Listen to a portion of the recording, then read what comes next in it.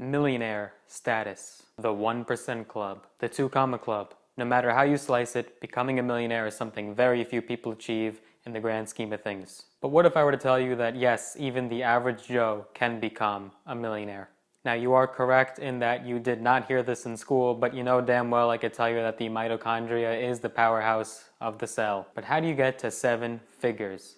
Well, it isn't going to be through saving money, that I could tell you. In fact, did you know that saving your money is the easiest way to lose money?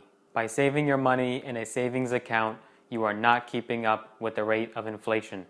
The average savings account generates about 0.05% annually, whereas the rate of inflation could be 2 to 3%. It means you're actually losing money by saving it. I bet they didn't tell you that in school either. I know, it sounds scary, but don't worry, there's still time. So the way you're going to get there is investing. Now I know investing money in the stock market is way too risky, but $50,000 in student debt, that's a-okay with me. But have no fear, we're not going to be doing anything risky. In fact, it's something that has been stable for the last hundreds of years. So you may want to think about quitting that daily Starbucks run or those new Nike Jordans, and listen very carefully. In order for this to happen, you have to understand the phenomena of compound interest. Albert Einstein called this the 8th wonder of the world. He said, "Those who understand it earn it, and those who don't pay it." Compound interest is basically where your interest earned on your investment gets reinvested to earn even more interest. So basically you're earning interest on interest on interest on interest and interest and interest. That is how someone can earn quite a boatload of money with relatively nothing. That's why the majority of Warren Buffett's wealth came after the age of 50. It's where your money grows exponentially. Now, I barely passed math class and I didn't even attend college or take my SAT, but watch very carefully. Let's go to the calculator. All right, ladies and gentlemen, what we have here is a compound interest calculator. So, currently for a Roth IRA, which is simply a retirement account that allows you to defer taxes, meaning anything you make is 100% tax-free. You don't have to pay a nickel on taxes on it. So that's a great way to maximize your result, is using a Roth IRA. Currently, the limit for a Roth IRA in 2019 is $6,000. So we'll start with principal investment of $6,000. And I think it's only going to go up, meaning you could probably do more, say in 2020 or 2021. But right now, 2019, it is $6,000. Then your annual addition is going to be, of course, $6,000. And let's say you started doing this at 18 years old. A lot of you watching this video, maybe you don't have that advantage. Maybe you're starting at a later age. But let's just say for this sake that you're doing 18 years old. And you can pull out your investment at 59 and a half with a Roth IRA with no penalty. So let's just say for math's sake, we'll call it 60 years old. So 60 minus 18, that's 42 years of growth right there. And the interest rate, we're going to put 10%. Now I'm going to get to where you're going to find that kind of return in just a second, but bear with me. So let's say 10%. So $6,000 annually, 42 years of growth, interest rate of 10% return, and it's going to compound one time annually. And are you ready, guys? This is getting pretty exciting. Okay, here we go. Calculate. And holy gefilte fish, that is 3.876, almost 3.877 million dollars. That is a lot of money. There's your Lambo money, there's your Rolex money. There it is, folks. You may not want to blow it all on that when you're at 60 years old, but you'll have some luxury goods that you could use. Okay, so let's just say you did not have the advantage of starting at 18 years old. You did not have that advantage.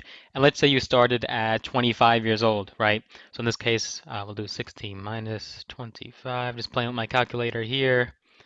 That is 35 years of growth because you started at 25. Okay, so 35 years of growth. So if you did not have the advantage of starting at 18, but you started at 25, okay, let's see that difference. Let's see what that looks like. That only gives you just shy of $2 million. Now you can see the difference. That is the importance of starting young, folks.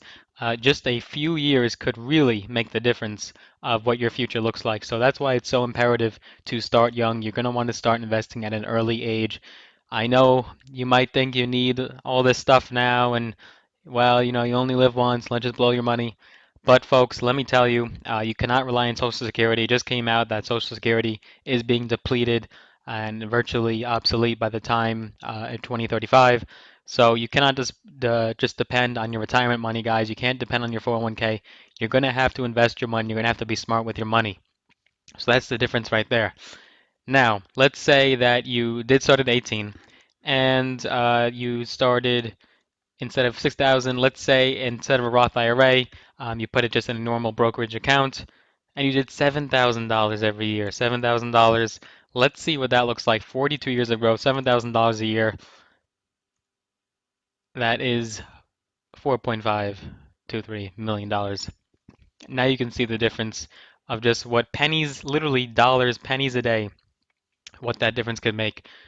So I hope you're getting excited to starting investing. You're going to want to do it as soon as possible. I'm not selling you anything. I'm not getting any benefit from this. There's no links in the description. I don't get a commission. I'm just helping you guys out here to show you what you can do with your money and what the true potential is. But what are you supposed to invest in to get that kind of return? Well, let's take a look at the S&P 500. The S&P 500 is an index of the 500 largest corporations on the stock market. Without adjusted for inflation, it's generated about 10% year over year. Now, that doesn't mean it's generated 10% every year. Some years it's been very high, some years it's actually been a negative, but on average for the last about 100 years, it's been an average of 10% a year. But wait a minute, I don't have the money to buy 500 stocks a year. Well, there's good news. You don't have to. There's these magical things called index funds. An index fund is essentially a low barrier of entry in order to invest in an investment fund that replicates the certain performance of an index of stocks. So in layman's terms, that simply means it's a way to take a little bit of money and potentially make it a lot of money. So this means that when the S&P 500 goes up, an S&P 500 index fund would go up, and when the S&P 500 goes down, the S&P 500 index fund would go down. There's many of them out there. Personally, I'm invested in VOO, VOO, and VFIAX, VFIAX. The reason I'm in these two specifically is that they have a very low annual fee. That's very important when investing in an index fund. You want to make sure it has a low annual fee. This way you make the biggest bang for your buck. But wait a minute, I don't want to wait that long to become a millionaire. Well, my friend, there's no such thing as get rich quick unless you were to easily solve a massive world problem. So believe me, this is a great way to do it. You really don't need that much money right away as you might think. Simply focus on cutting your expenses and increasing your income. That way you can invest more and more every single year. As you can see, the key is starting young and starting right away. Hope you enjoyed the video. If you did, be sure to smash that like button, hit that subscribe button, and be sure to hit that little notification bell so that way you're notified every time I get a new idea. See you in the next one.